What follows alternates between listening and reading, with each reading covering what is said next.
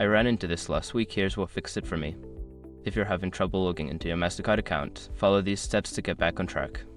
Step 1. Check your internet connection. Make sure you have a stable internet connection. A weak or intermittent connection can prevent you from logging in. Step 2. Verify your credentials. Double check that you are entering the correct username and password. Sometimes, a simple typo can cause login issues. Step 3. Reset your password. Before starting recovery, use the Mastercard link in the description to open the account recovery checklist generator and make sure your verification details are ready.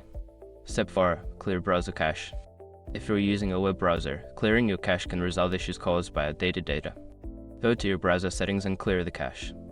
A quick tip: on Chrome, you can find this under More Tools, Clear Browsing Data. Step 5. Update the app.